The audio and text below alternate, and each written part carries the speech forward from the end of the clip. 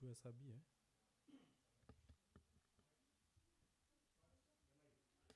Good morning, ladies and gentlemen. Coming live from ICJ Kenya Studios. My name is Vincent Kimathi. I'm co-moderating this session with my colleague Silas Kamanza. I would want to request us all to take a moment of silence to mourn the passing of Senior Counsel Evans Monare, who will be remembered for his contribution to the jurisprudence of this country and the legal fraternity, and in Kenya and both in Africa. Please let's take a moment.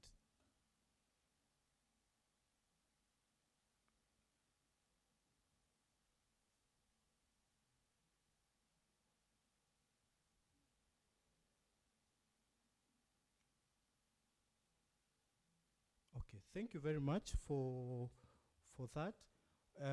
As we know, one of the most critical ways citizens influence the decision making of any government is through voting. Voting is a right that has been embedded and enshrined in our Constitution of Kenya. And also, not only in the Constitution of Kenya, it is also embedded in the regional instruments and international policies.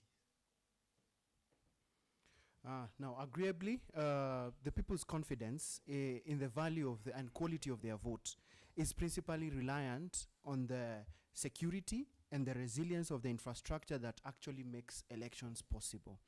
As agreed, and as all of us know, therefore, security really becomes a very critical component in ensuring free and fair elections. Now, we all remember in Kenya in 2017, we saw different reports from organizations including the Election Observation Group, the Kura Yangu Sauti Yangu group where Kenya was involved, and also reports from the Kenya National Commission on Human Rights and titled Still a Mirage at Dusk. And all these reports mentioned the fact that there was a bit of violence in some particular areas of the country, especially meted against vulnerable groups, particularly women voters, women candidates, and the youth. Agreeably, and when you look at this, the opaqueness of political finances practices continue to elicit relationships between perpetrators and public officials, which result in compromised elections, governance, and insecurity. In the recent past, we've seen in Africa where most countries' elections have been marred by irregularities and intimidation. As a result, police agencies or security agencies have been deployed to enforce law. However, contrary to the expectation, we've heard reports or we've seen reports where police officers have been accused of intimidating citizens and being not neutral. And therefore, indeed, elections set the most difficult challenges in the work of the police and form a test case regarding governments and police institutions' commitment to upholding democratic values.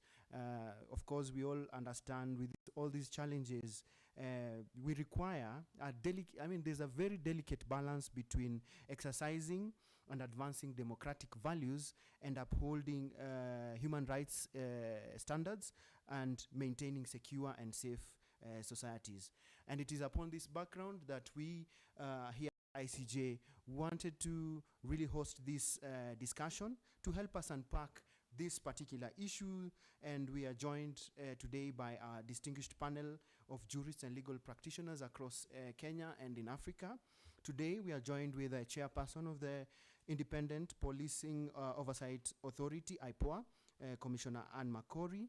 We are joined by Commissioner Dominic Kisavi from the National Police Service. We are joined by the Secretary of the Judiciary Committee of Elections, Honorable Zipporah Gishana.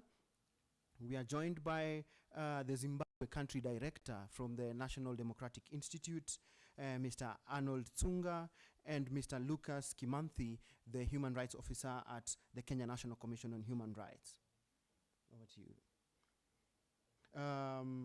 Before I allow Vincent to come in, just to remind our participants and panelists to engage us on our social media platforms at ICJ Kenya, IPOA, JCE, NPS, NDI, Zimbabwe, Kenya National Commission on Human Rights, and hashtag elections 2022, hashtag credible elections KE, and hashtag elections integrity.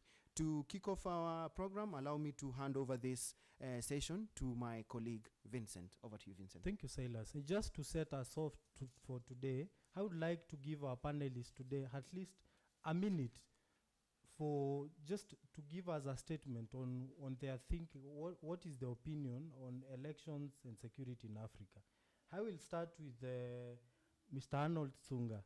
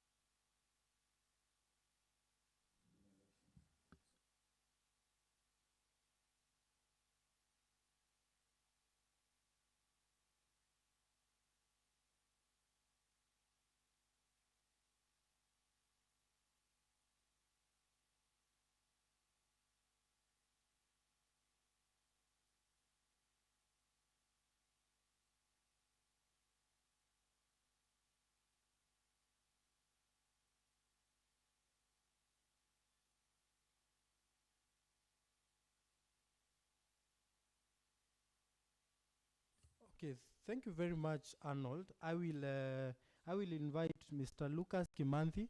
Please, Lucas, just take a minute to tell us something on elections and security in Africa.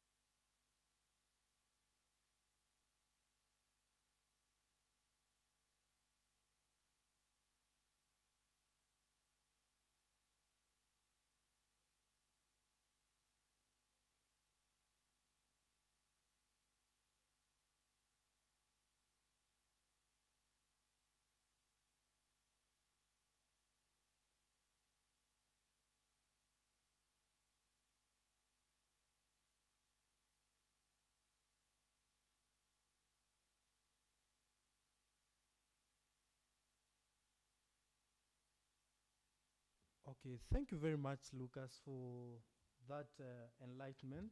I would like to invite Commissioner of Police, Mr. Dominic Kisavi.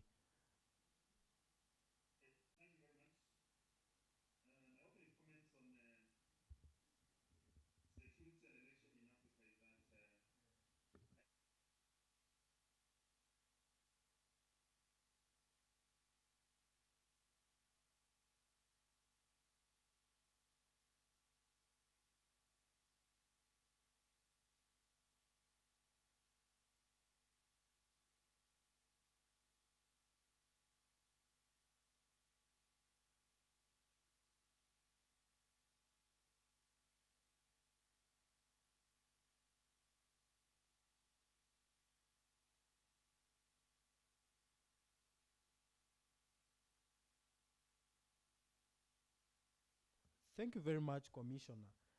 Next, I will invite Honorable Zipporah Gishana. Zipporah? Zipporah, please unmute.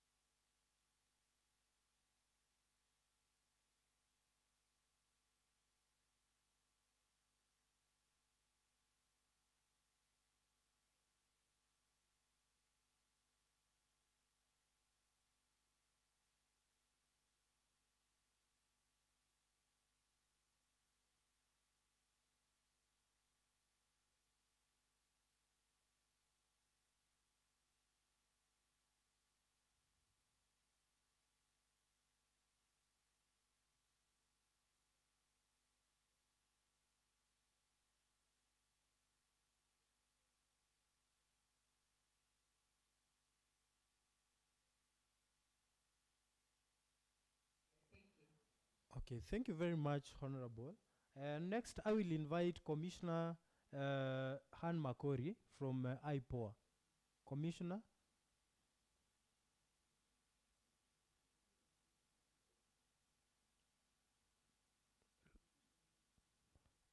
Commissioner, please unmute. Thank you.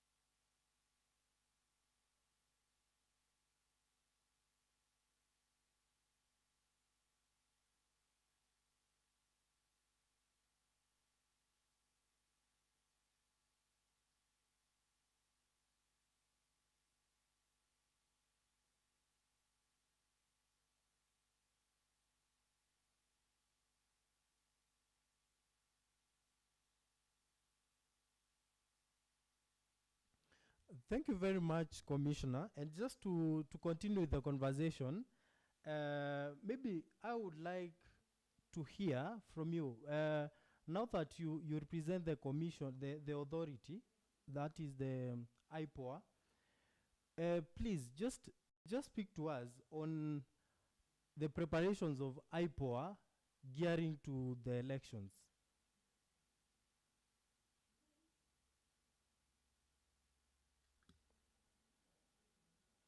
Commissioner,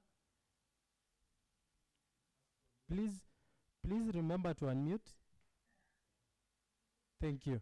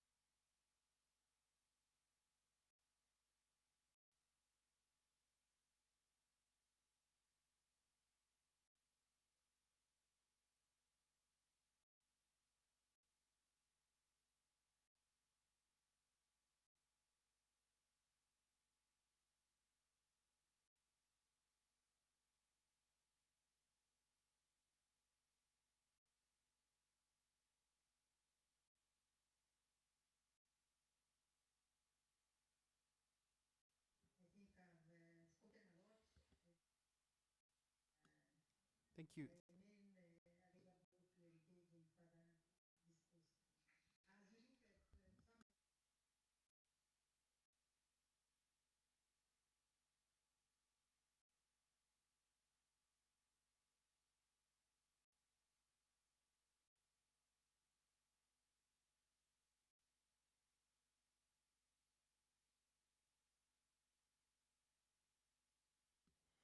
Thank you, Commissioner, and thank you, panelists, for giving us your initial thoughts earlier on, and for Commissioner to give a presentation.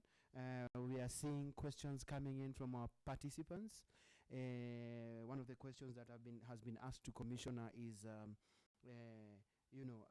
issues to do with the recommendations that you had given to NPS, asking, what are some of the recommendations that you gave to NPS, and have they actually been taken up? So some of the very good conversations coming up that we want to see Commissioner Kisavi maybe answering or shedding a bit more light on some of this.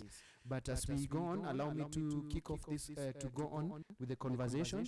We'll give a chance to Commissioner Anne Makori to answer some of those questions, and Commissioner Kisavi also to pick up some of the questions from the panel, from the participants. Now, we all understand the role that the judiciary plays in terms of electoral dispute resolution, and understanding that that role is very important, particularly as provided in Article 159 of the Constitution, and as well as ensuring a free and fair elections is actually held in jurisdictions. Now, with us today, we have Honorable Zipporah Gishana, who is, as I said, is the Secretary of the Judiciary Committee on Elections, which predominantly is responsible for preparing the judiciary to handle election petitions and cases on elections during elections. Honorable Zipporah Gishana, are you there?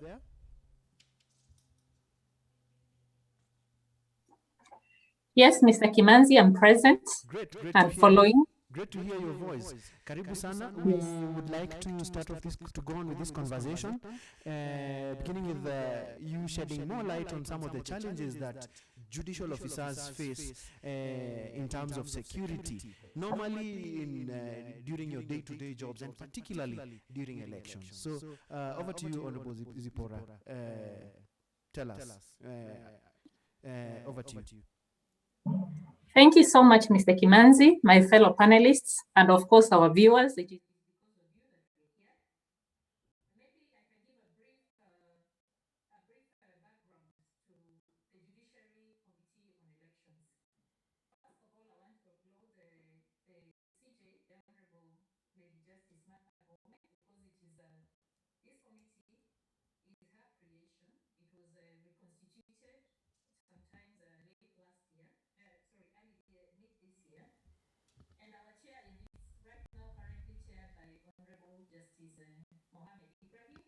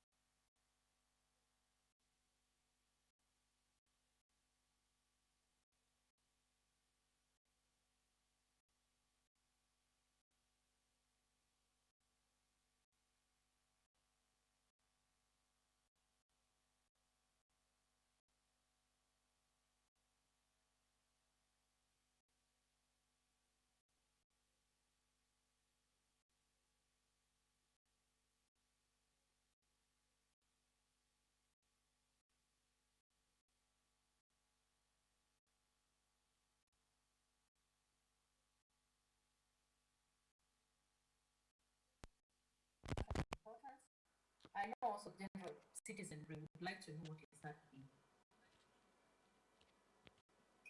So in ensuring that all parties, I mean, this process is a success, we'll keep encouraging our stakeholders to also embrace technology that judiciary has already tried to put in place.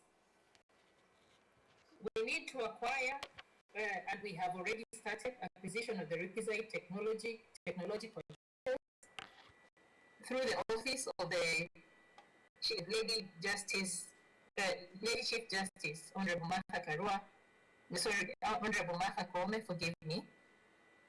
She has ensured that most of our officers, if not all, have been kitted out with a working laptop. The court registries are abreast with what is happening. And in mounting, in ensuring that the registries and registry personnel are also able to log on. Even so, we are very much aware of the digital divide. Technology is still a challenge due to lack of access to the internet, as I've already stated, lack of reliable power supply, prohibitive cost of these devices, both software and hardware. Like now when we talk of ensuring that we have e-filing across the country, we're talking of enhancing the capacity of our servers to receive the avalanche of matters that we expect. And remember, these are heavy documents and they will be uploaded most likely at the same time. So we are working hard to ensure that that is done. When we talk of a judiciary, we also have the Political Parties Dispute Tribunal, which deals with party primaries. They have already spread their wings in some 8 regions or so, and they're working to ensure that they'll be more effective than they were last time, because last time they only had one registry here in Nairobi at the Milimani Law Courts. And so they're working hand in hand with the Political Parties Dispute Tribunal to ensure that they are also ready and ready to handle the matters that they'll be facing in a few months. How can our partners support us? We pray that all Kenyans realize that this country belongs to all of us. And recognizing that is recognizing the value of the judicial arm of government. Without the 3 arms of government, then the government will be limping along. It is important that we respect the judiciary and its officers as part of government and enhance respect for the institution of the judiciary, because it's the sole arbiter of disputes as recognized by Article 159 of the Constitution. We also pray that we advocate and support the rule of law. It is the only way this country will be able to advance. We seek support from our friends and from other players within government, that we make public the threats that are facing judicial officers, judges, where the situations warrant.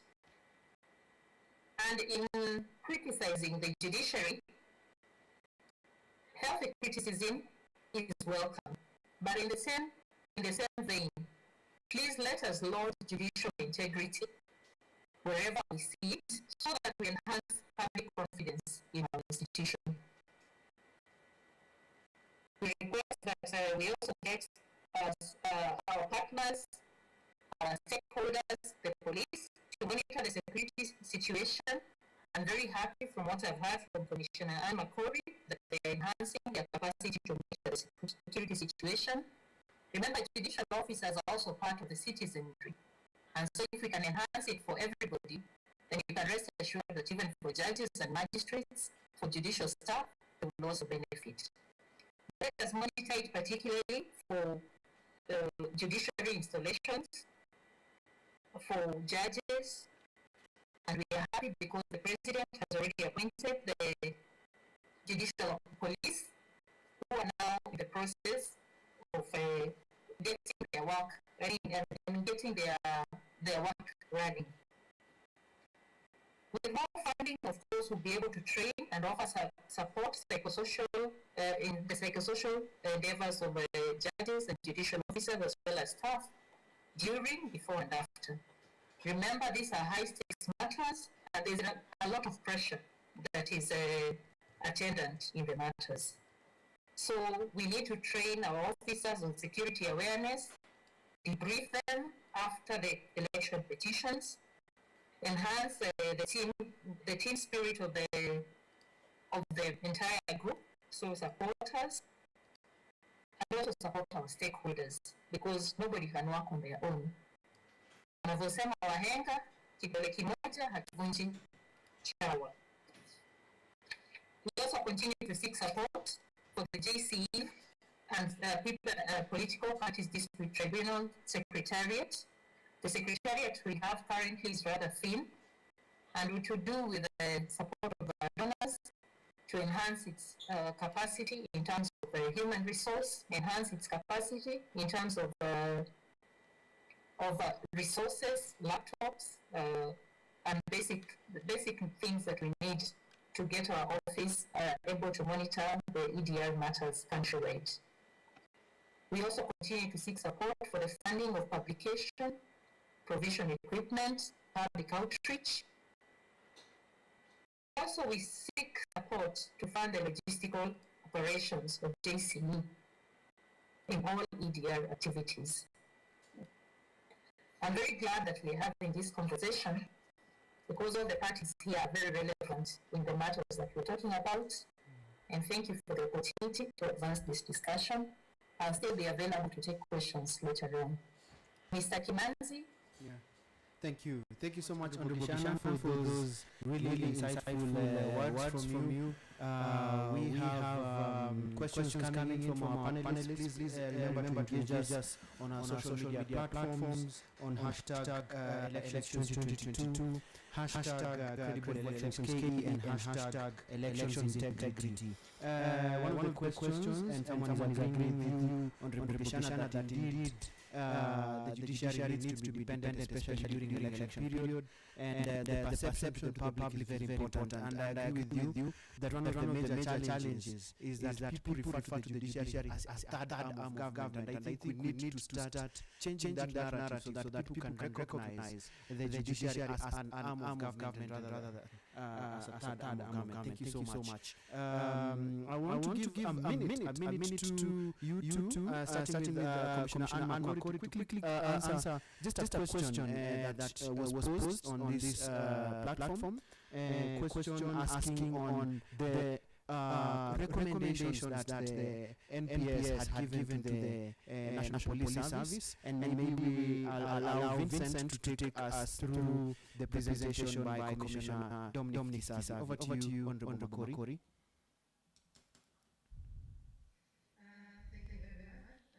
Again. There are many recommendations, but I'll just highlight a few of them. And it's because we're convinced for professional policing approaches to be entrenched. The authority have emphasized the following recommendations to NPS leadership, some of which were made way back in 2013 through monitoring report and have been re-emphasized through other reports. One of them is availability of deployment plans and operational orders around policing elections, and which should be shared amongst others with IPOA and other concerned actors for purposes of ensuring transparency and accountability as envisioned under Article 244 of the Constitution.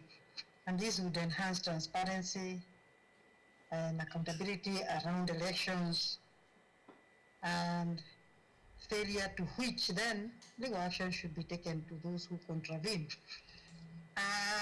Why is that important? Because if deployment plans are worked on, without fail, and operation orders, I've seen somebody there who has raised an issue on sexual violence cases.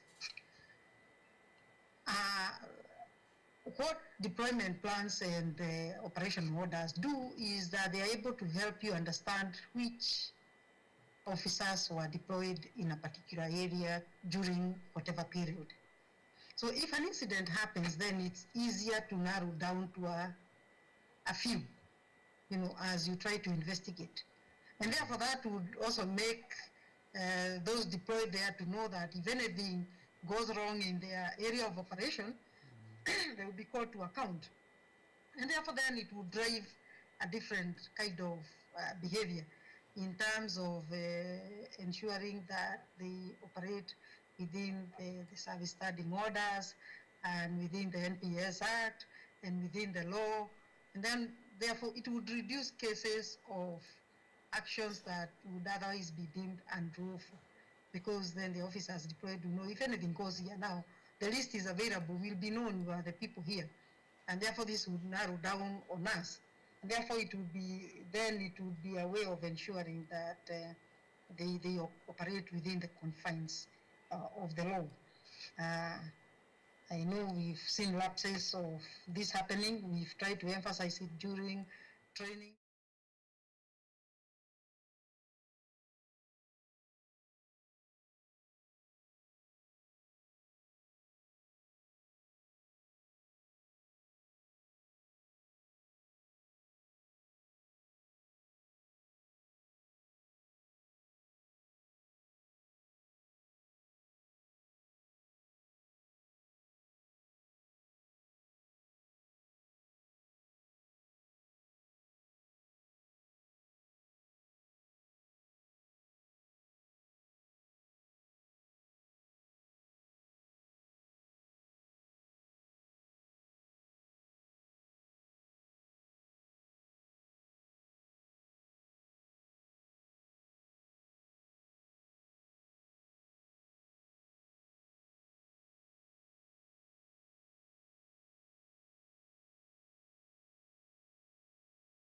Period. So this deployment should take cognizance of this fact and ensure deployments and any transfers done do not create a situation of mistrust even before we go into elections.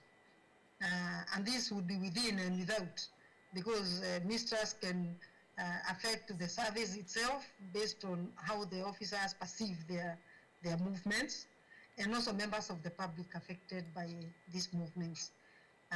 Particularly around this electioneering period, there is need to be sensitive around these concerns that may trigger reactions that may not be necessary if handled differently. Some of the other recommendations was there an interruption?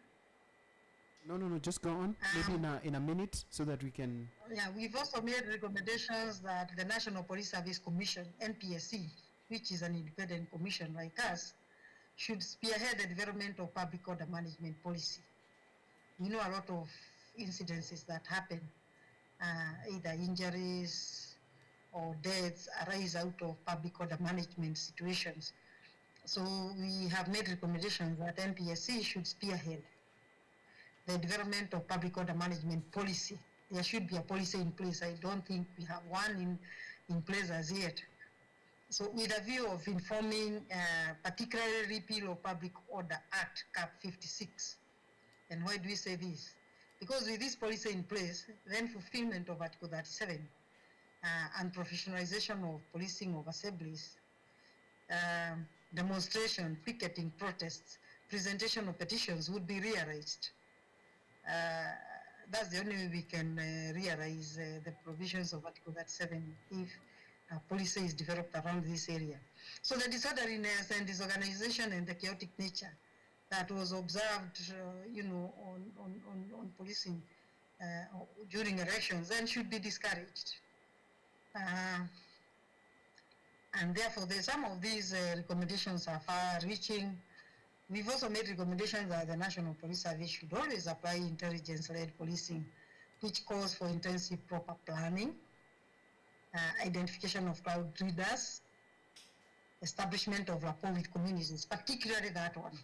Once you establish the crowd leaders and establish a rapport with the communities, then you are likely to approach the community differently, rather than where they feel that law enforcement is what did I say? Is intimidating. Yeah.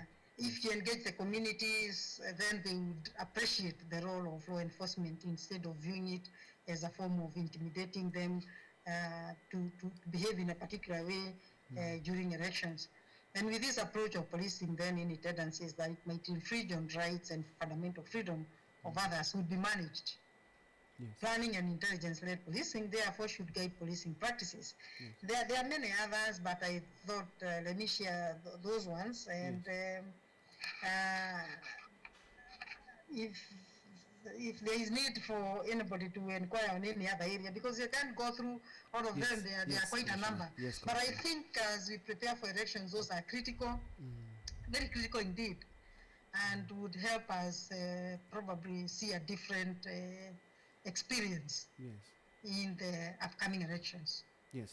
Thank you very much. Thank you so much, Commissioner. I can see very many questions coming in from Dr. Christopher asking, how do you handle your conflict with NPS? I think we'll give you a chance later on to answer some of these very critical questions being asked by our participants. But allow me to bring in Vincent Kimathi in to take us through the next session. Over to you, Vincent. Okay, thank you very much, Silas, and thank you, Chairperson, for a very insightful presentation. And now I would like to introduce Commissioner Dominic Kisavi on behalf of the National Police Service. Maybe we would like to hear the preparedness of the National Police Service towards, as we are gearing towards the elections, and maybe we would also like to hear maybe him responding to some of the recommendations that have been sent to NPS by IPO. Karibu sana, Commissioner. Thank you very much, Vincent. For one, I would like to appreciate the fact that you invited the National Police Service to participate in this webinar. I think as we are approaching the general elections, the role played by police officer, police as a service, cannot be underestimated. Security is key to any democratic process thrived in the country. And we know that we have a duty to ensure that the country remains as one, is safe throughout the electoral process, that is free during and after the general elections. I'd like to say that as a service, we have been drawing a lot of lessons from previous operations during elections. I know we have made mistakes before. Lives have been lost in this country, which were not necessary. But this time around, I would say that we are well prepared. We are well prepared because we started preparing for 2022 general elections way back in the year 2020, that is last year. By that time, the Inspector General of National Police Service established a secretariat that was tasked to prepare for the elections in advance. This secretariat, I happen to be the one who is leading that secretariat. And one of the things that we decided to do is to identify areas where we have been weak, where we went wrong previously. And we said that we noticed some disconnects in the way we do things. So one of the things that we have done and we're doing currently, we decided to develop an election security manual for police commanders that will be used by all commanders right from the officer in charge of a police station to the top, going upwards. Why did we come up with this election manual? You know, if you go to the east of this country, way back from independence time, elections were being run by the provincial administration. The DCs were returning officers. But now, since the establishment of an independent body to oversee elections, everything changed. And we realized that from the start of the IBC, or even the ECK before, police became a punching bag for everybody, and we want to change this. And how we change this? We are changing this first through training. We are actually in the process of analyzing a training program for police officers as we move towards the general elections. The training program will cover wide areas. One, a very critical on public order management. We realize police have been accused of all manner of crimes during elections, apart from intimidation. Police have been accused of causing death of people during elections. Police have been accused of manhandling processions, meetings, and all that. We want to make sure that our officers are well trained and prepared to use non-lethal means to manage the public. Another thing that we are also focusing on this manual is community policing. We are going to use community policing to make sure that we endear ourselves to the public, the people we serve. We make sure that we partner with the public to create a secure and safe environment for voters in this country, and also secure their properties and lives of people. You notice that since last year, the last 1 year now, all police commanders countrywide were tasked by the Inspector General to initiate dialogue between themselves and border operators. The reasons why we decided to initiate talks between ourselves and the border operators is because for some time now, border operators have been identified as a serious threat, not only during elections, but to security in general in the country.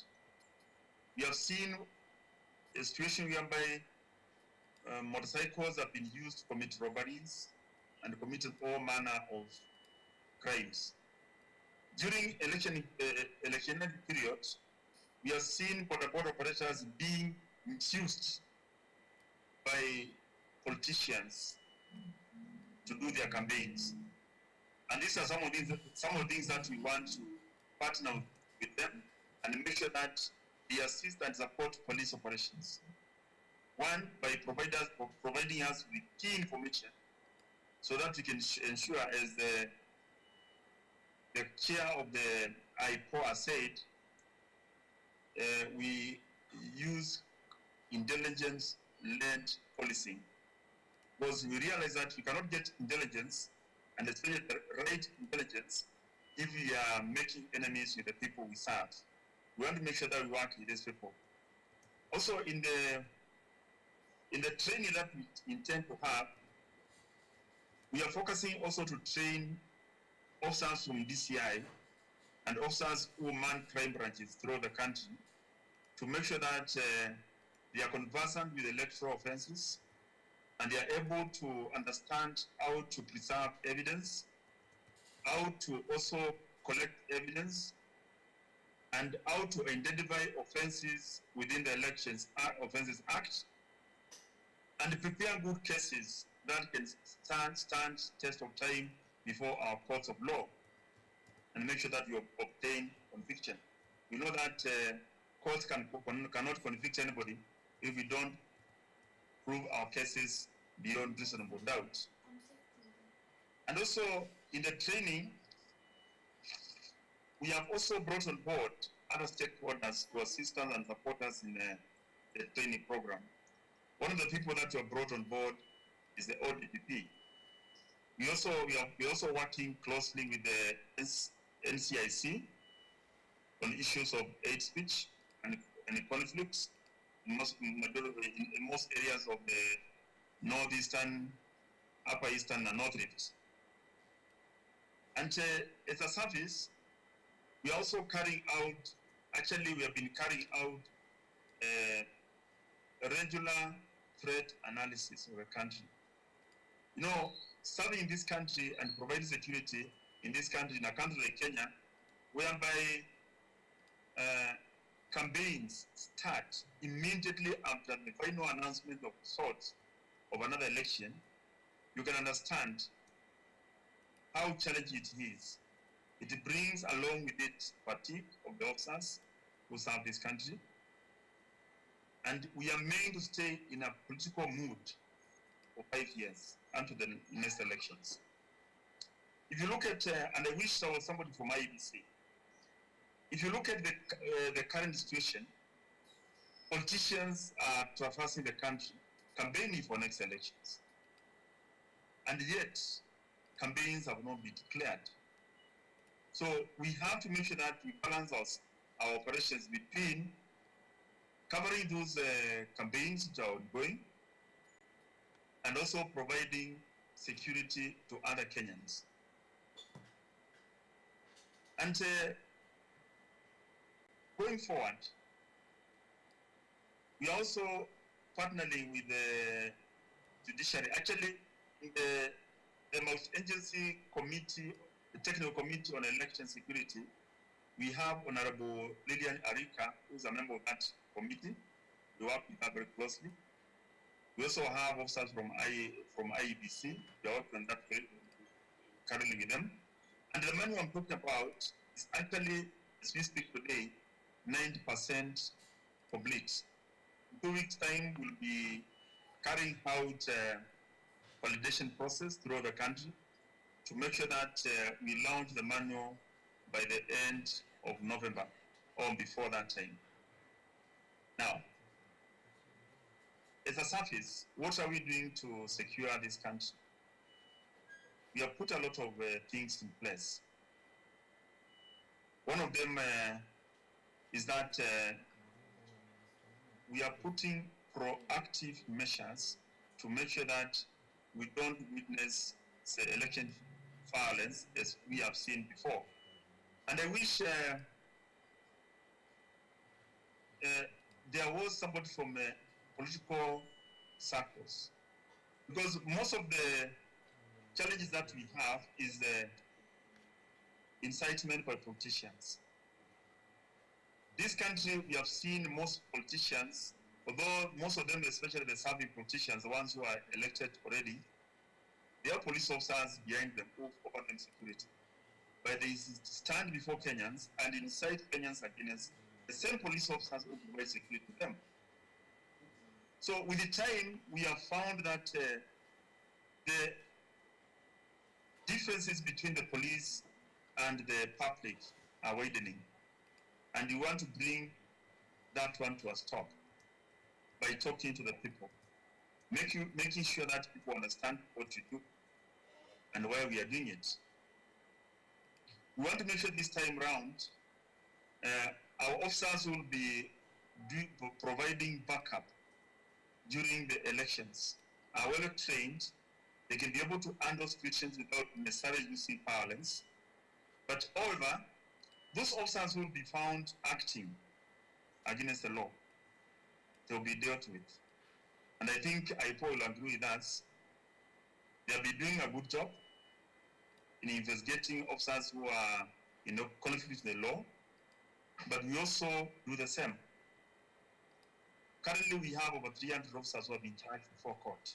That is both by IPOA and the National Police Service itself. And so, as a service, we are ready to make sure that the country is safe, and we want to make sure that the everybody is safe to do their business, because we are planning to make sure that the infrastructure of the IEBC is secure throughout.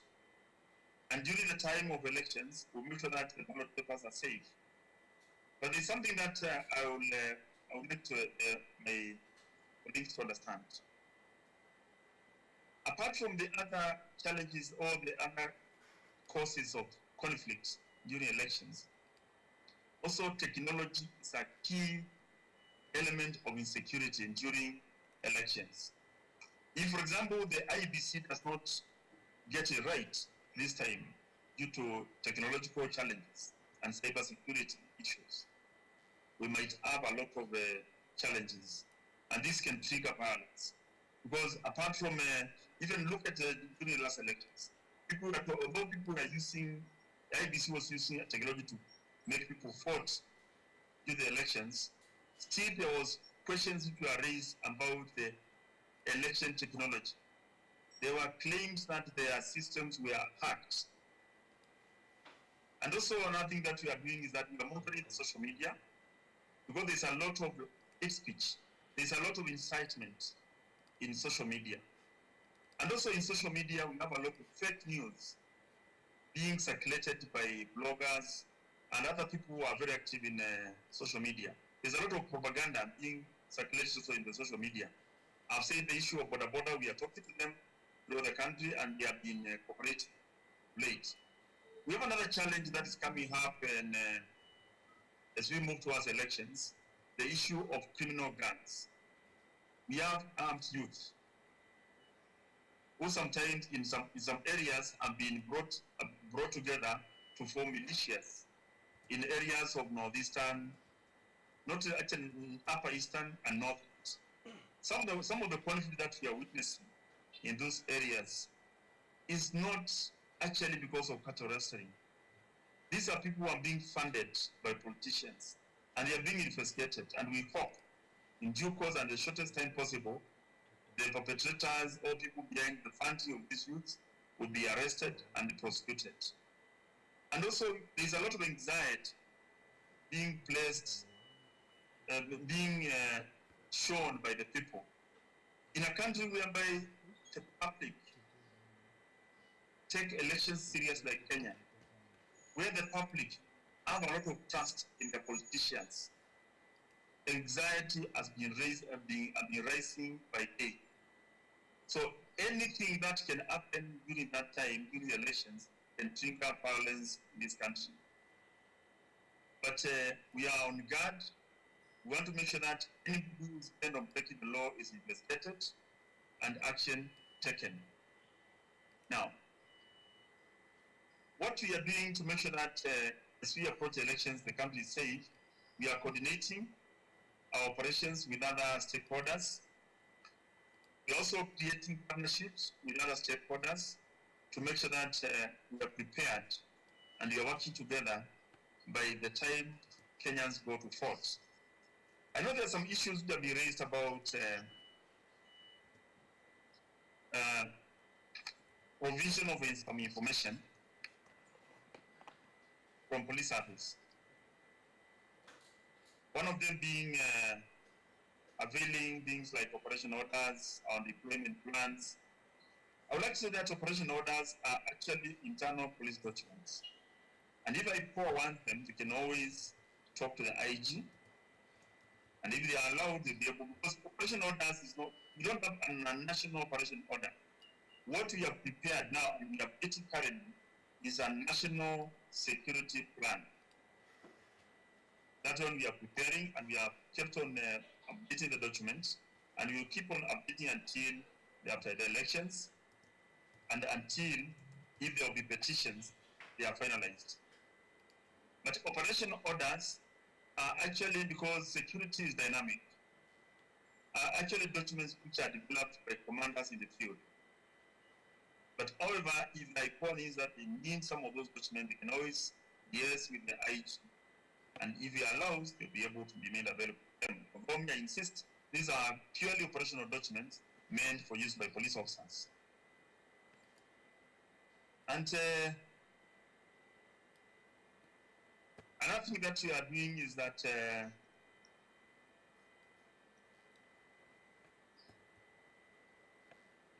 we are also in the final stages of releasing a training program.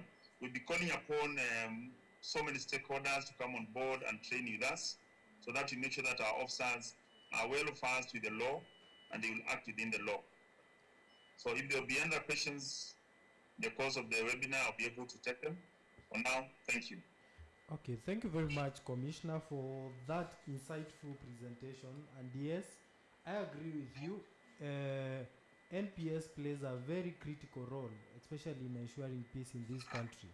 And now that we are moving towards elections, you play a very critical role.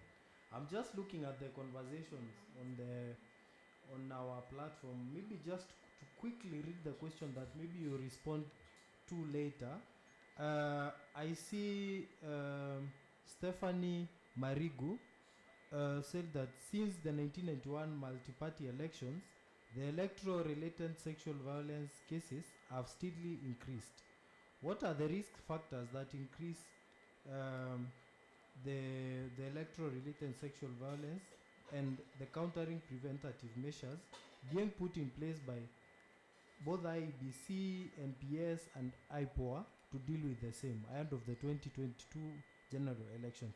Maybe even Anne will respond to the question, and then the other question to Commissioner is, does the NIS have a role in this, or maybe what he is trying to ask is, are they contributing to your strategy, or are they on board with your plans as we are moving forward? And the other question was, someone wanted to know what is NPS partnering with other key stakeholders, for example, IEBC, IPOA, and all other key stakeholders. Yeah, I think I will move to Silas. Commissioner, you respond to the questions during Q&A. Thank you very much, Commissioner. Maybe Silas, you can take over.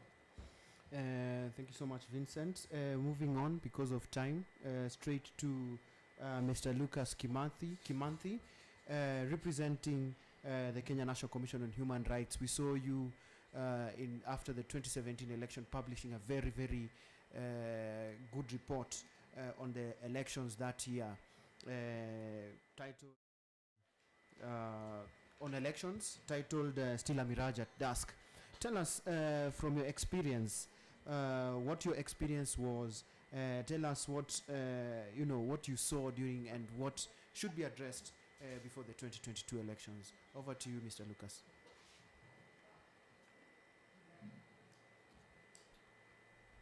Thank you, Silas. I want to say that it was actually not one report for the 2017 elections, but actually four. But I'll get into that later on. From our monitoring processes since, I would say, 2005 up to 2017, I would say that a number of things. Very critical security concerns on the part of the Kenya National Commission on Human Rights. And the first one is the issue of preparedness on the part of security personnel. And in terms of preparedness, I would look at issues to do with mapping, what we usually call the hotspots, so that when it comes now to the issues of deployment, then the police would know where they would need more numbers and where probably they will need clearer strategies to handle the issue of provision of security in the electoral processes. The other thing is in terms of preparedness, the psychosocial aspect of it, that when we go to monitor the campaigns, to monitor the polling process, to monitor the tally process, and we see police officers, security personnel, having many days, many working hours, and we look at the issue of have they been psychologically prepared for the task? Then the other thing is, of course, the issue of tooling, not necessarily, guns and batons and all that, but the issue of what exactly do they need to provide security in the electoral processes outside, their normal police operations. The other thing is the issue of chain of command. That as the Kenya National Commission on Human Rights, one of the things that we've noted in our four reports is the issue of where you note that it is not just the National Police Service providing security in the electoral process, but rather, they also other auxiliary, personnel, KWS probably, National Youth Service, Kenya Forest Service guards. And then as a commission, one of the things that we've been interrogating is the issue of while the National Police Service officers have been trained, to deal with, how prepared are these auxiliary, personnel in terms of, participating in the exercise? I think Chairperson IPOA has talked of crowd control management. And one of the things that are, a critical matter for us as a commission, the issue of, serious allegations of killings, extrajudicial killings and such, issues to do with torture, issues to do with manhandling of, campaigners, and their supporters and all that.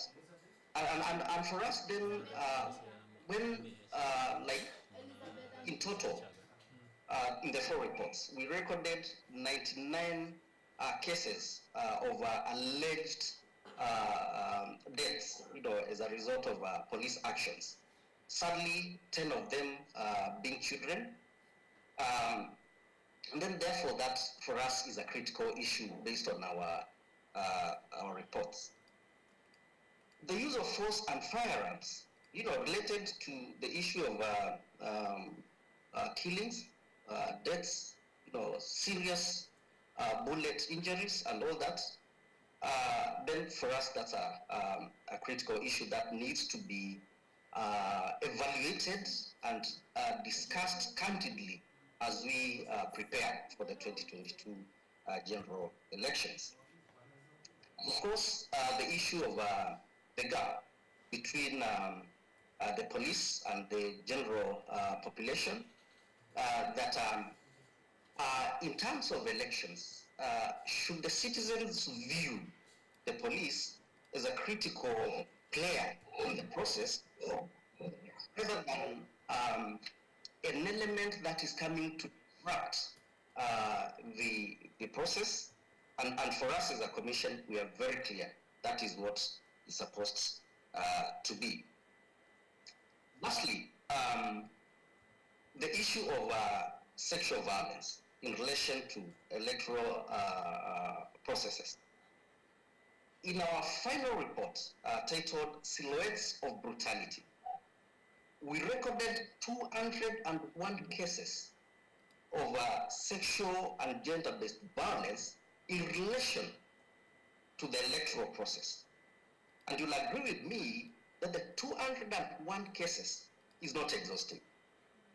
That the 201 cases that we put in our report is only for cases that we could get tangible evidence, and we only focused on 13 counties.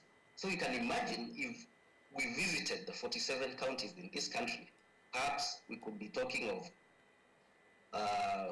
thousands or more, which is very, very sad. And I think on the chat I'd seen a participant, posing a very serious question on the same, that yeah, indeed, since 1991, we used to hear actually cases of sexual, violence in relation to elections. Then, it advanced. Then all of a sudden in 2017, we were shocked. Actually, if you read our report, some of the narrations that we've included there, sound like, they're out of this world. Very serious issues. Initially, it would be our good ladies being attacked. Then in 2017, we recorded cases of, sodomy, defilement, and all that, which is very, very sad. Allow me to move and look at the issue of then, now that the 6 issues that I've looked at, how can we, together with the stakeholders participating in this webinar and others, how can we work, to ensure that as we prepare for 2022 and beyond 22, that the issues of security in terms of management of elections, would be better. One is, of course, we need an open door, policy sort of, an arrangement, so that the Kenya National Commission on Human Rights would feel free, to state that in our reports, in our recommendations, that this is what we found. So, National Police Service, how can we assist each other? IPOA, how can you bring us together? And so on and so forth.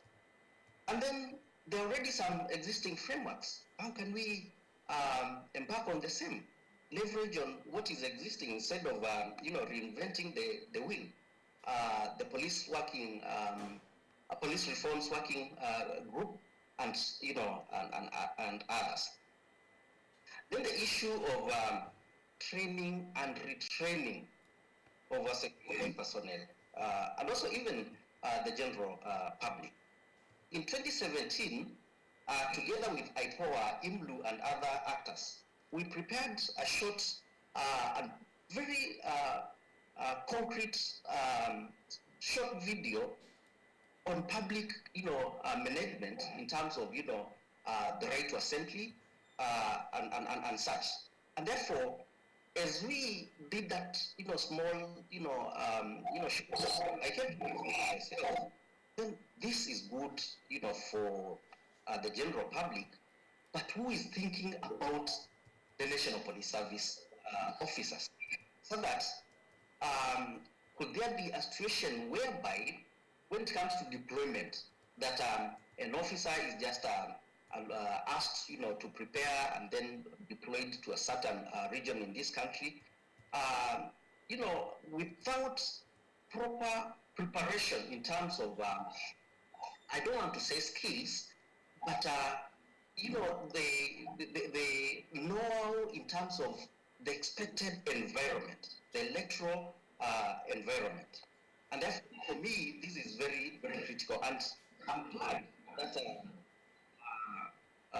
the representative from the National Police Service said that they are inviting stakeholders, to participate and assist in their, training, sessions. And from our side, as the Kenya National Commission on Human Rights, we offer ourselves for the same. Thirdly, stakeholders need, to come together and discuss critically the issue of, ADR. I like the presentation from Honorable Ishana, but I remember in 2017, even PPDT, was overwhelmed. All of us cannot keep on rushing to the courts. And we all know that much of the insecurity and much of the violence, is as a result of dissatisfaction by either candidates or their supporters. And therefore, then, how can we as stakeholders then assist the process by coming together and look at, a way of, addressing, this kind of dissatisfaction, from the candidates and their supporters, so that, we reduce the level of the tensions. And then lastly, allow me to talk about some of the challenges that we've seen in relation to security and elections.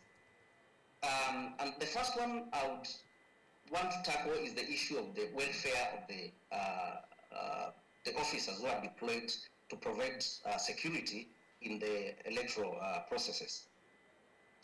That are issues to do with psychosocial support, issues to do with technology, issues to do with when these officers are deployed, to the various parts to provide that kind of service.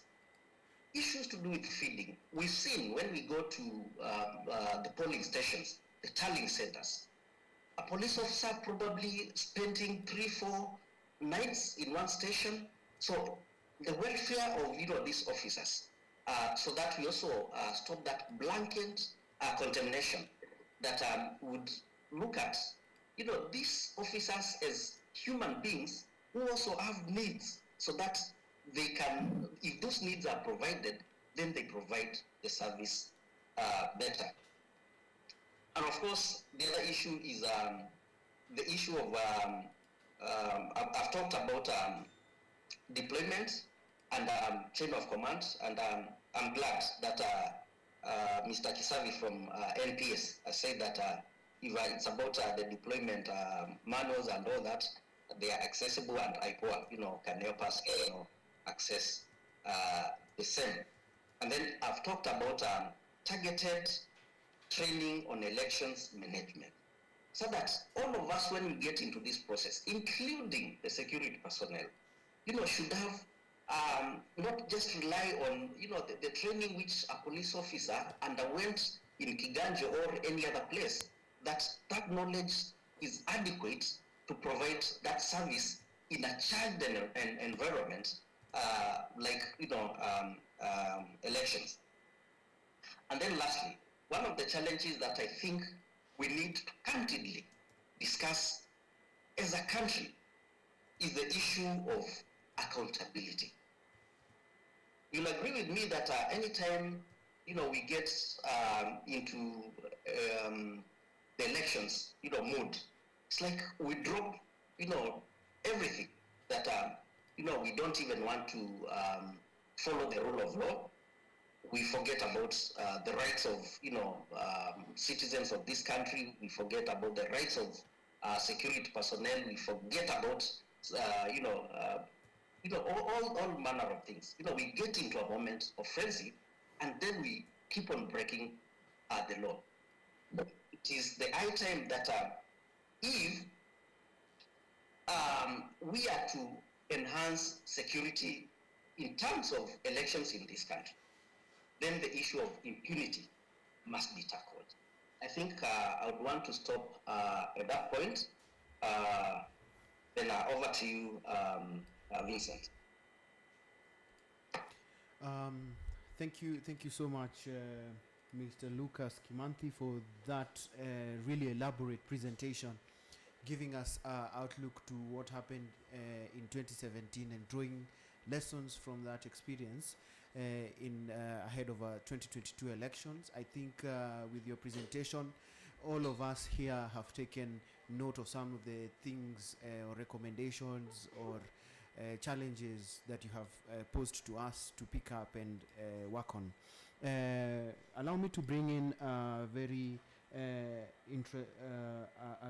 Arnold Tsunga, who is the country director of NDI, National Democratic Institute from Zimbabwe, and the hope is to have him, to just hear him out, his experiences and what happens down in the south of Africa. His experiences will really help us draw more lessons from our brothers and sisters ahead of the 2022 general elections. Karibu sana, Arnold Tsunga. Thank you. Yeah, to start off the conversation, Arnold, what are some of the experiences? What are some of the experiences, and what are some of the examples that you can highlight for us, having in mind that you have been monitoring the election process in Zimbabwe, in South Africa, and neighboring countries like Mozambique and Lesotho, Zambia as well. What can you tell us? What can you share with us, Arnold? Over to you. Thanks a lot. With the usual ritual, you can hear me? Yes? Very well, loud and clear, Arnold. Perfect. No, thank you. Yes, we can hear you. Thank you. And thanks again, once again, to ICJ Kenya for this important meeting. And certainly, I think it's very, very useful to continue looking at especially the impact of violence in the question of security as we approach elections, because it has a big say in terms of shaping the election outcomes in virtually all our countries in Africa. So violence, including state-sponsored violence, have been a feature of elections in many parts of Southern Africa as well. We've also seen weaponization of the legal and security systems that result in such characteristics as arbitrary arrests and detentions, as well as use of that to complement selective use of violence to influence electoral outcomes. Um, Perceptions of lack of independence and integrity of the election management bodies has also exacerbated conflictual environments ahead of elections. A desire by political players to get into elections where they are certain of outcomes rather than being certain of procedures has also created a mentality and operating mode of power as an end in itself and therefore at any cost. One of the propositions we always make is that elections in Africa need to be moving to a situation where there is certainty of process and uncertainty of outcome. And yet our political leaders generally across all political divides always look at elections with a view for certainty in outcomes rather than uh, certainty in outcomes and uncertainty of procedure. And yet the uncertainty of processes is the thing that has really resulted in conflict, in suspicion, and in the failure of elections creating stability, especially after elections. And the operating context really has been that of power as an end in itself, and therefore at any cost. And when you then look at the role of the judiciary, which is what I've been asked to talk about a bit in terms of judiciary and legal processes and the question of security, you then see that there's formidable pressure on the judiciary and on the legal system to really depict the proper qualities of independence and impartiality that is needed to give confidence to the public and even to the election stakeholders that any electoral dispute resolution process that is done, whether before or during or after elections, is one that really enhances the credibility of the elections itself. So I'm going to look at a number of countries really just to give a very helicopter view of some of the practices that we have witnessed that really show the negative security environment in which the judiciary and the legal system has worked to try and contribute to enhancement of the integrity of electoral processes. So in Zimbabwe, I'm currently working, we have a history of the use of lethal force and means to deal with citizens as they try to enjoy fundamental rights as well as political rights that are provided for in the constitution. And I can give examples. In 2008, we had close to about 300 people who were killed in what looked like widespread and systematic killings involving militias, security sector, and some military in order to influence elections in a way that then resulted in the opposition withdrawing from elections and President Mugabe then claiming victory. In 2018, on the 1st of August, one day after the elections, we found that 6 unarmed civilians were killed by armed soldiers following the elections. Citizens had expressed a desire for election results to be announced quickly. But then when they protested in the streets, the army was deployed in the central business district and they opened fire on unarmed civilians, killing 6 of them. Former President Motlanthe of South Africa had a commission of inquiry which he was chairing, making recommendations that the perpetrator soldiers needed to be brought to justice. But then up to now, they're still roaming the streets free. In 2005, we had more than 2 million people evicted in mass evictions in an operation that President Mugabe called Operation Murambachina. Murambachina is a Shona phrase for drive away the filth. So the operation was drive away the filth, which was essentially informal traders and informal settlements that were seen to have voted in a way that displaced the powers that be, and as a result, they were all driven out of their residences. There's one case that was also decided in 2005 where a former member of parliament, Roy Bennett is now late, he had obtained an order that he would be allowed to be nominated and contest election because he's in prison. And so the president then Mugabe did not feel that the judiciary had made a correct decision and said that is madness. We cannot be held back by a man who is in prison. And then we also had a case where, as a lawyer in private practice myself, I represented a man called Shane Kidd and one current member of parliament called Dumuseani. And I simply made a bail application for them in a place called Chipinge.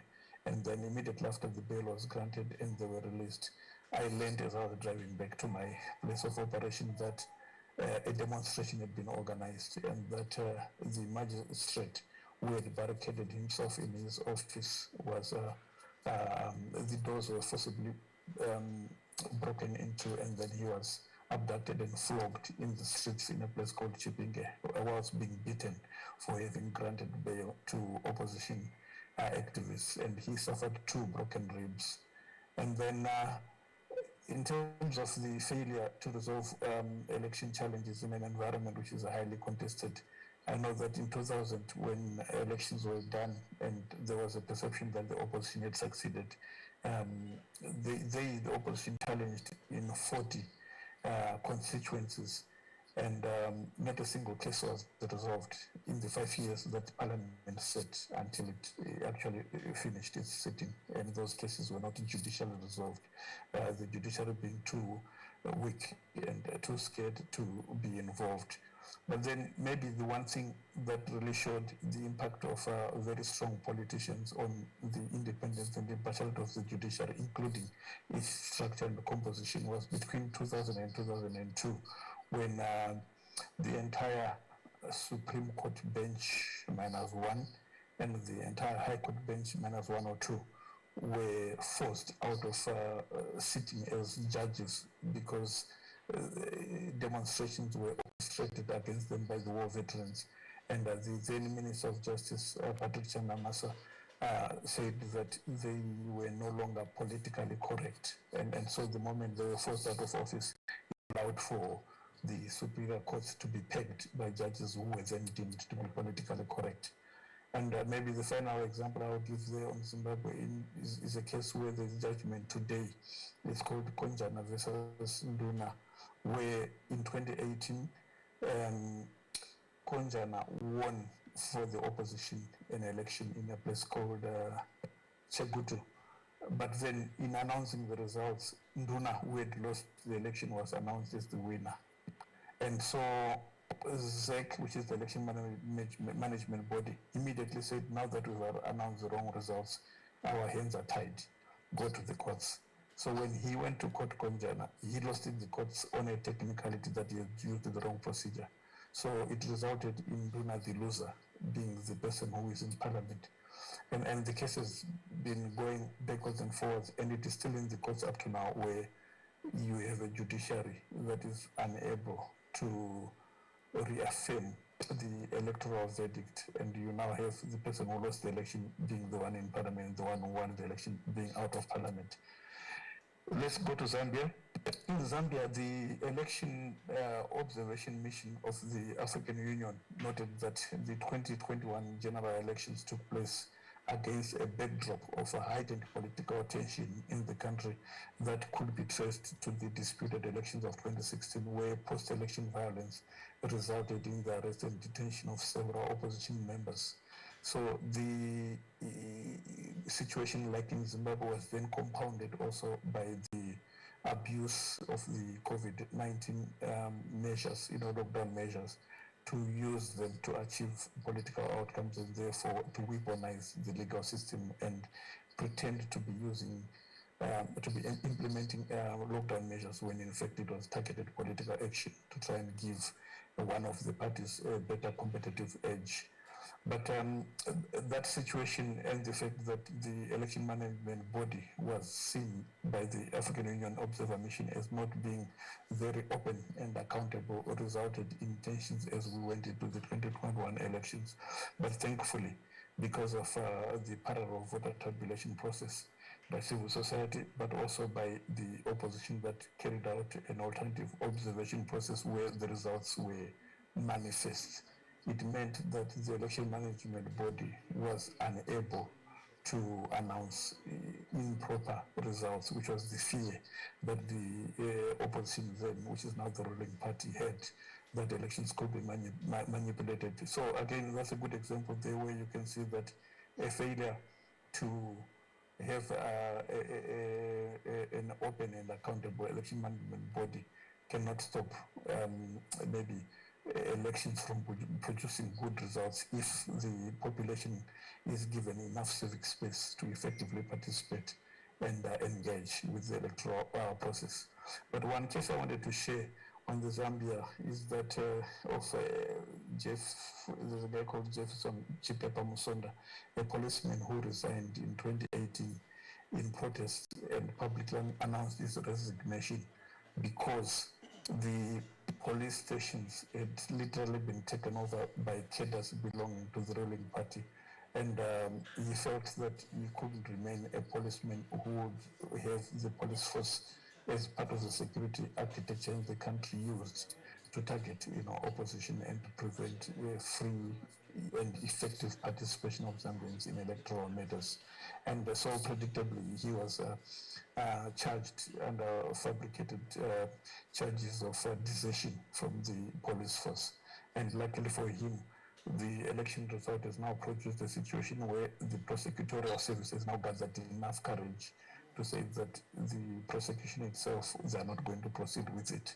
That shows the way in which the weaponization of the legal system, depending on the political environment, can also work.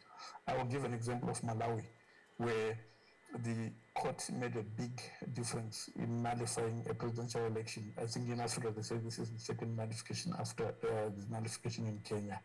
But with Malawi, predictably, the president, then Mutharika, tried to then go after the judiciary and the chief justice by summarily forcing him to go on leave pending removal from the bench because they say his term had come to an end. So Malawi Law Society and the Human Rights Defenders Coalition filed a case to challenge Mutharika's effort to try and remove the Chief Justice from office as a result of the decisions that he had made, or that the judiciary had made. So he was suffering vicariously because the judiciary had nullified the presidential election and ordered fresh elections. And then the Southern Africa Chief Justices Forum, which is a coalition, a voluntary association of Chief Justices from Eastern Southern Africa, had to do the extraordinary thing of writing to President Mutharika advising them not to carry out the continued threats against the Chief Justice and the judiciary. So let me come to Swaziland and maybe end at Eswatini. In Eswatini, the country seems to have now reached a tipping point, asking questions whether the absolute monarch is still needed or the governance architecture has to change to become a constitutional democracy. And this has been characterized by demonstrations that are sustained, which have been involved young people and the students. But then the soldiers have been deployed and they've been firing live ammunition against unarmed civilians to try and preserve the system of government where the monarch remains an absolute monarch. So 2 MPs have also been imprisoned and a third one escaped and currently his whereabouts are unknown.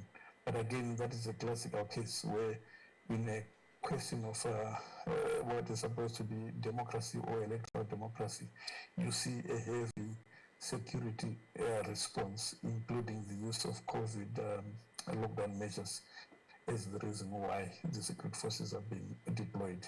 But in any case, Eswatini has a history of interfering with judicial independence in matters involving the royalty. In 2011, the Chief Justice, late Tatara Modibedi, issued a practice directive directing all registered staff and all clerks of court to reject process where the king or his officials were being sued. I worked with the Law Society of Swaziland to challenge this practice directive with the African Commission on Human and People's Rights, and it was predictably declared to be a violation of the right to fair trial, as well as a failure by Swaziland to comply with its obligation to establish an independent and impartial tribunal in terms of Article 26 of the African Charter. And then a fiercely independent and impartial judge, Thomas Masuku, was removed from the bench when he issued a spoliation order against the king and his officials who had forcibly expropriated cattle from a commoner.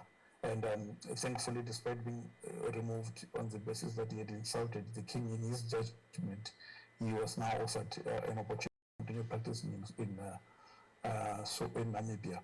And then finally, to show the threats that judiciaries face when they make decisions around questions of power. In Zimbabwe, when white farmers took the government to the SADC tribunal to challenge what they felt was discriminatory land appropriation exercise, they succeeded. But then the SADC tribunal was disbanded by the heads of state of the SADC on the basis that it had now become a danger to the supremacy and to the sovereignty of the apex courts within the region. That shows the extent to which judiciary can be affected when they speak to power. Thank you for listening. Back to you, Cyrus. Thank you, Arnold. Very good comparative analysis there from across the region. Even us, I'm sure we recognize the experiences in Uganda in the last elections, and Tanzania. We've had just a national dialogue session a 2 months ago, where speakers talked about the experiences even in Tanzania and Uganda. Also to mention that ICJ Kenya has been handling a case on electoral violence, especially on SGBV, that happened in the 2007-2008 elections, which case is still in court, and we are looking forward to finalize that so that we can see reparations to victims. We also draw references from the Rwandan genocide, accepting the fact that state machinery played a very great role in that particular process.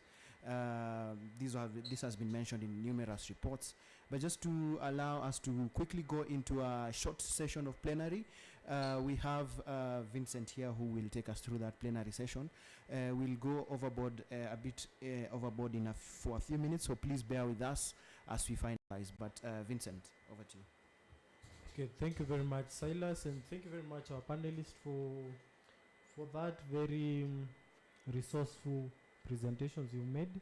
We've been looking at our participants who have been asking questions, directing them to various panelists. I had seen Elizabeth Angila. She had raised her hand. Please, Elizabeth, are you still with us? Stephanie? Okay. Dr. Christopher? Okay. We as maybe our technical team looks at whether we still have Stephanie who had raised her hand. Maybe I'll read some of the questions that have been directed to the panelists. I'd read the question to Dominic and Anne Makori from Stephanie Marigu. She had asked that since the 1991 multi-party elections, the electoral-related sexual violence cases have steadily increased. What are the risk factors that increase electoral-related sexual violence cases and the countering preventative measures being put in place by IBC, NPS and IPOA to deal with the same end of the 2020 general elections? Maybe my panelists, you can be noting the questions. Once I finish, I will ask each of you to respond to various questions.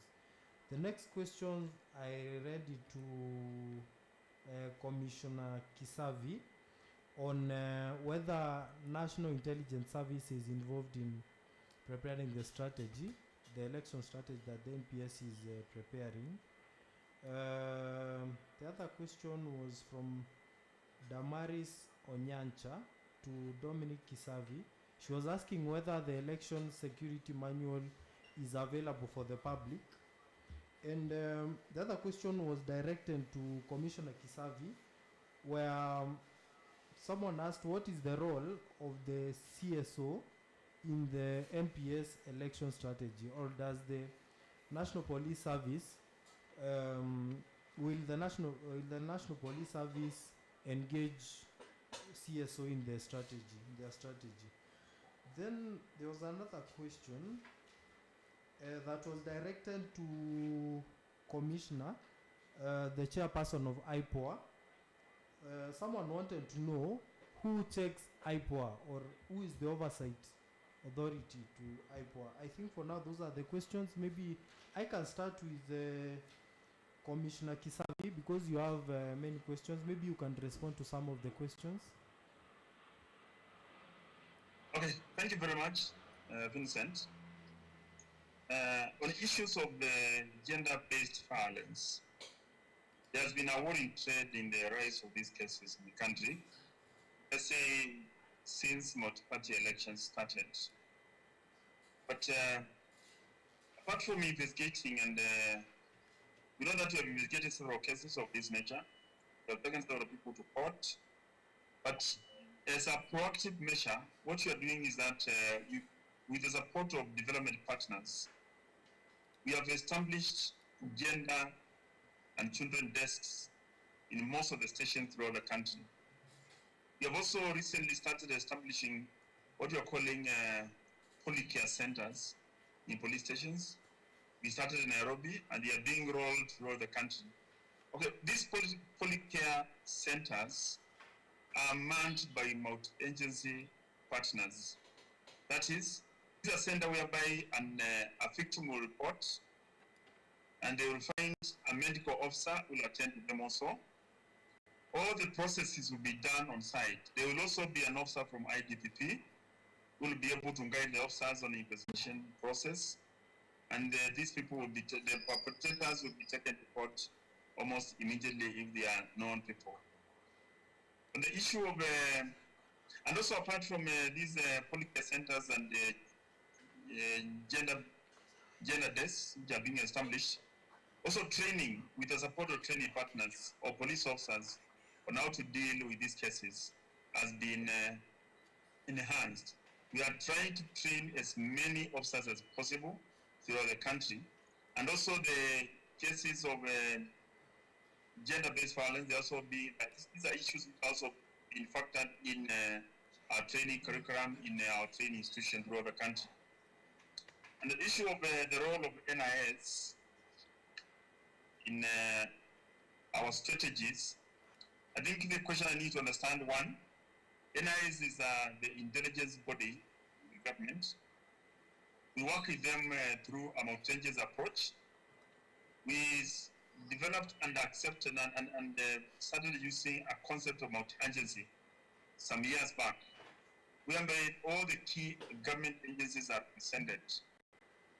If the NIS may provide intelligence backup, if it is released to police work, they share with us any criminal intelligence that they think is going to support our work. So they don't work alone. We don't work alone either. We work with other stakeholders. About partnership, I said earlier on that we are partnering with key stakeholders to make sure that we have a safe environment for all. During this time when we are preparing for the elections, that is even by the time we start party primaries, we understand that there is a lot of anxiety about parties. People started moving from one party to another. We will make sure that even during the voting, the voters are safe to cast their votes. We'll make sure that the IEBC officials are safe because we are working with them. There's a forum whereby we work together. I'm a member in some of these key committees, and other officers are also members in some other committees whereby we work with all stakeholders. About the election manual. The election manual, as said, the election manual, which is 90% complete, is a police document. It is meant to be a guide to all police commanders when they are preparing for elections not even 2022, in the future also, after 2022, manual is available to all police commanders, is not a public document. It is purely a police document to guide police commanders to do the right thing. And in the preparation of this manual, we have factors lessons learned. For example, there is a famous case of a very unfortunate case of the Pipendo, which took place in. We are drawing a lot of lessons from that case, whereby the court castigated us for not following the sixth schedule of the National Police Service Act. And somebody also raised the issue of mapping. We are mapping the country, and this mapping is going to inform us on deployment. On the issue of psychosocial support, I would like to tell the panelists that the National Police Service has established a full directorate manned by counselors. Some of them are police officers, others are not police officers. They are offering psychosocial support to police officers who work under very strenuous or challenging situations to make sure that their welfare is well taken care of.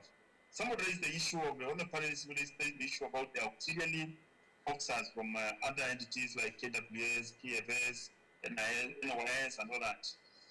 And what you're doing is that in our training program, we are going to, the IG has undertaken to make sure that we get all these officers who will be deployed to support us to be trained with the officers, to make sure that by the time the elections take place, they will be as well prepared as police officers themselves. And another thing that I will, the issue of, I've said that we are taking consideration of the use of firearms. We are training officers to make sure that we use non-violent means to quell disturbances and all that. I would like to comment on the cases that will be raised about the cases, the 9 cases, because I'm not privy to the information that we have. But also, human rights bodies investigate some of these cases. Remember, some of these crimes are perpetrated not only by police officers, but by members of public. I still remember clearly about a young 20-year-old girl who was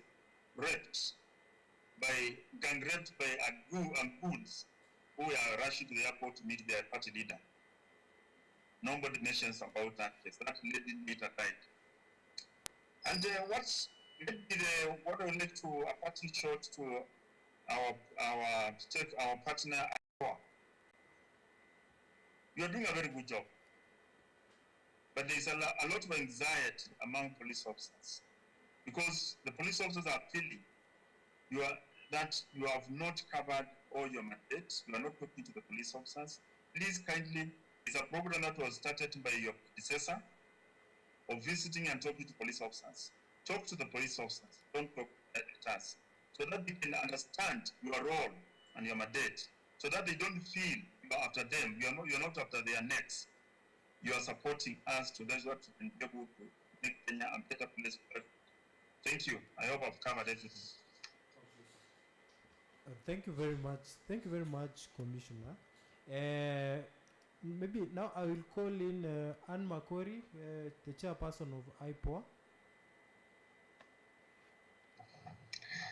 Thank you very much.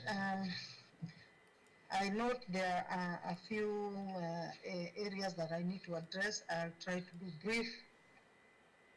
On the issue of sexual violence, I think Commissioner Kitavi has done justice to that particular issue.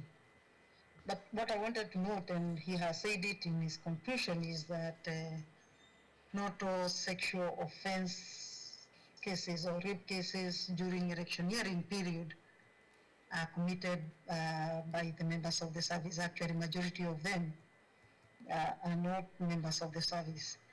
And because of the nature and the numbers involved, I'm aware that there was a task force that was established that was headed by Dorcas.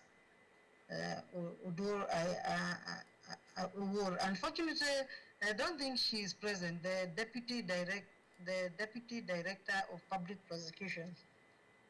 I don't think the Office of ODPP is represented, but I know she headed a task force that was looking into this issue and made recommendations.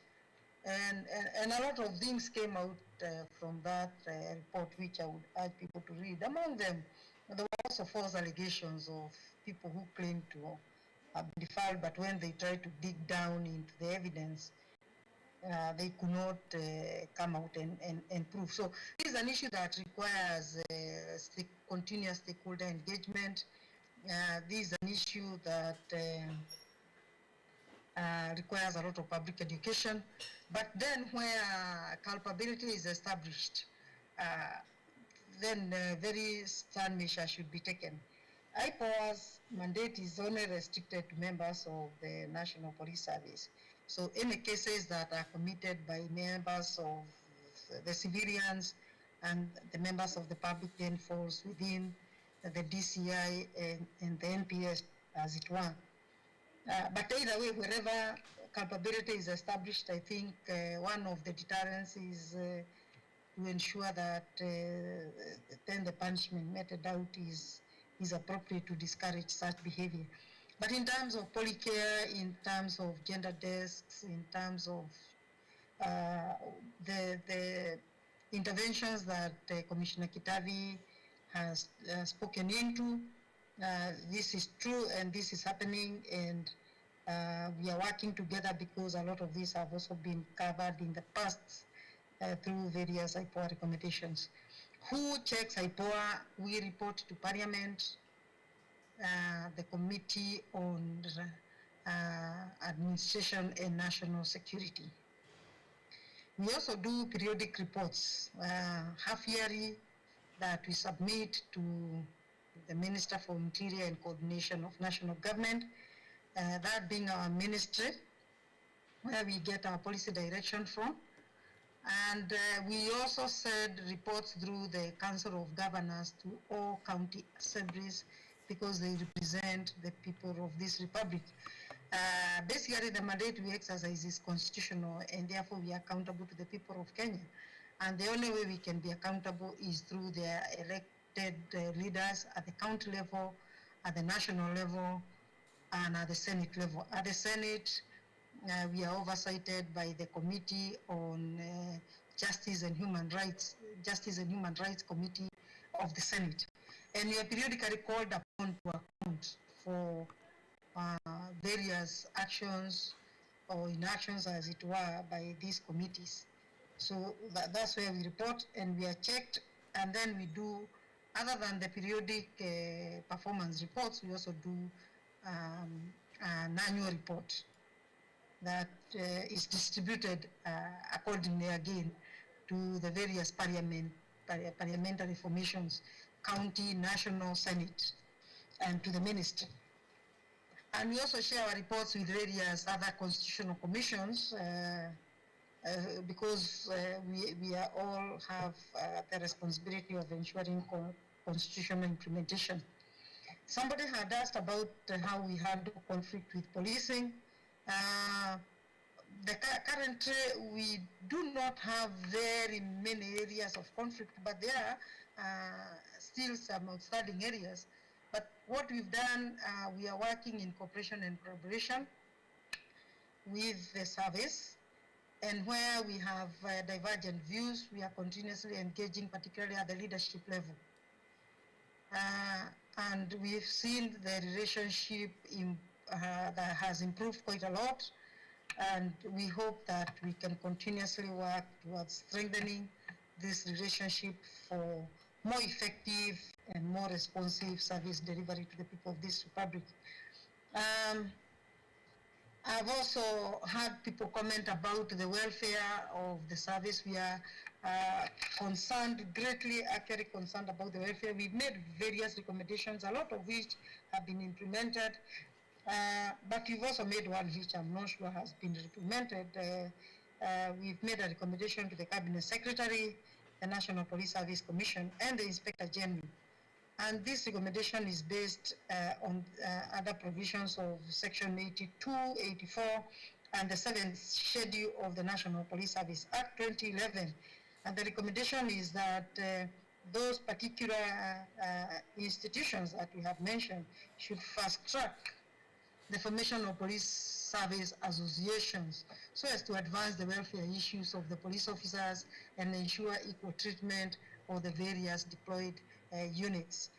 We are happy that the recommendation on psycho-support system is being implemented and very good progress is being made, but we still feel there is more that can be done to advance the welfare issues of the service if they can be given platforms through which they can highlight their issues.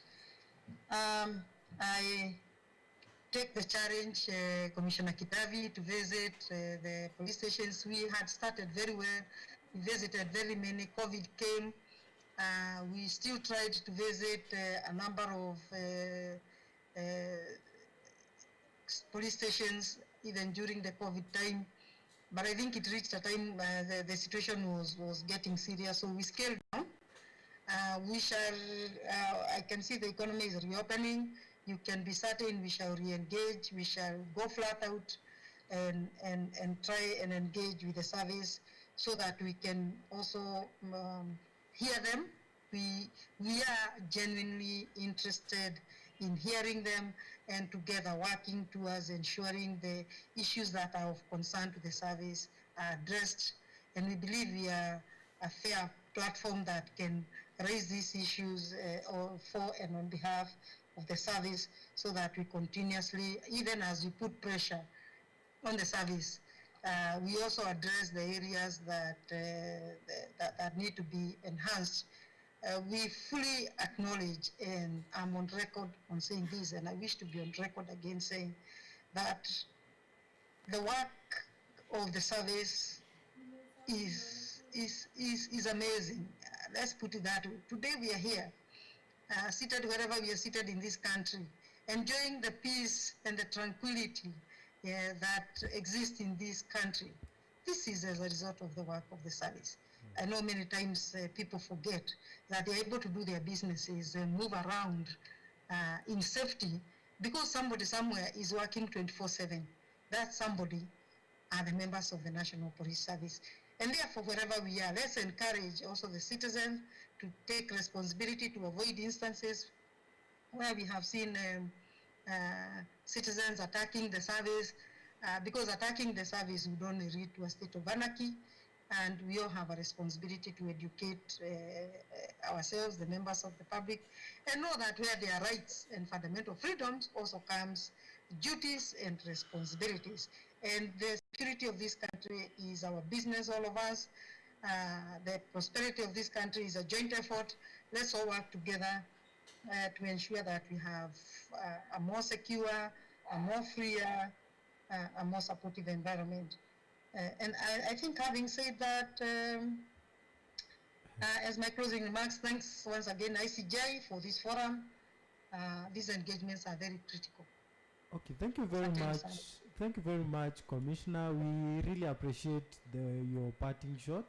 And now for purposes of wrapping it up, I think I will give the rest of the panelists a minute each to give their parting shot. Then my colleague Silas will give closing remarks and thanking our participants. Maybe Commissioner Kisavi, kindly give us your parting shot. Okay, thank you very much, Vincent. Maybe what I would like to say is that as a party shot, I'm calling upon everybody, all people of goodwill, to support what the police service is doing to secure the country. And maybe I would suggest that if somebody somewhere can think about initiating a talk to improve the integrity issues in this country. As the chair of IPOA said, most people are ready to lie just to fix a police officer. Can this be stopped by talking to the public and prevail upon all Kenyans of goodwill to always talk the truth, support the security because we are here for them. We are here, we are servants of the people. We are not their commanders, we are not their bosses. And with that, if everybody comes on board and they realize that the security of this country starts with each one of us, we'll have a better Kenya. Thank you very much. Thank you, Commissioner Arnold. You indicated that you will be leaving anytime soon. We thank you for holding. Please make your parting shot. Yeah, thank you. Just to say thanks to ICJ Kenya for the important meeting, and to thank in particular the institutions that are represented here, that represent the election management bodies, if I can put it that way, that help Kenyans to have a voice and effective participation in elections. I really appreciate it, because it doesn't happen in many countries that you find the election management body, the judiciary, the relevant members of parliament, as well as the police force, the police services involved in a civil society organized event. So I really think it speaks to the maturity of Kenyans in their democracy. So I congratulate you and really wish you the best in 2022. Over. Thank you, Arnold. Thank you very much. And next, I will invite Honorable Gishana. Thank you very much, ICJ. Thank you also our panelists for your very good discussions around this area. What I would say in parting short is that I request all Kenyans of goodwill to continue supporting our institutions and have faith in our institutions. None of the institutions or none of us are perfect, but we work best when we receive honest feedback that will help strengthen the democracy that Kenya is, and also help support our country and the citizens in large. Let us have faith in the election management bodies, IEBC. Let us have faith in the judiciary. Let us have faith in the police. And where there are issues that need to be resolved, let us work together. Thank you. Thank you very much, Honorable Gishana. And finally, I will call in Mr. Kimanthi.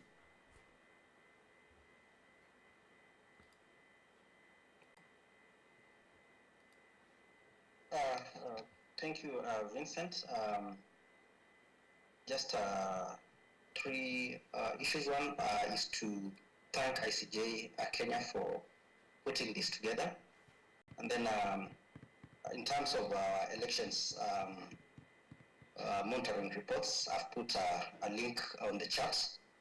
Feel free to engage on the same. And then lastly, to say that as the Kenya National Commission on Human Rights, we've already started our monitoring journey towards 2022 and beyond. We've already done our strategy, which we're in the process of publishing, and we are going to do a launch very soon, and we'll be disseminating so that all the actors can engage with us. Thank you very much. Okay, thank you very much, Kimanthi, and thank you very much for our panelists. And my parting shot is, what I've got from the whole conversation is, maybe I will rephrase the slogan, together we stand, divided we fall. Over to you, Silas. Asante sana, Vincent, for this opportunity, this collaboration even within the institutions. I think what we have come to agree is the fact that this conversation needs to be continued, not only at ICJ Kenya, but even within the bilateral conversations that we have amongst partners. Very important to mention is our readiness as ICJ Kenya to partner with institutions and deliberate on these issues ahead of the 2022 general elections, and to ensure that we are well prepared, and we support each and every institutions to carry their mandate as required by the Constitution of Kenya and as required by the people of the Republic. On behalf of the ICJ Kenya Council, the Secretariat, I extend my sincere gratitude to the panelists and the participants.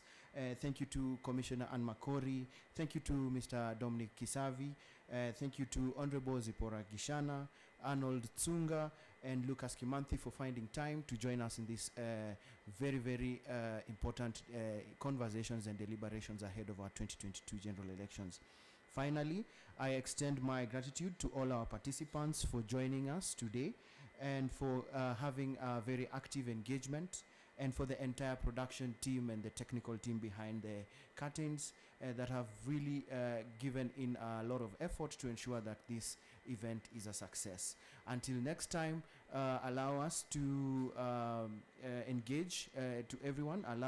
Please engage at ICJ Kenya, #elections 2022, at #credible-elections-KE, and #elections integrity. Until next time, asanteni and have a great afternoon. Bye-bye.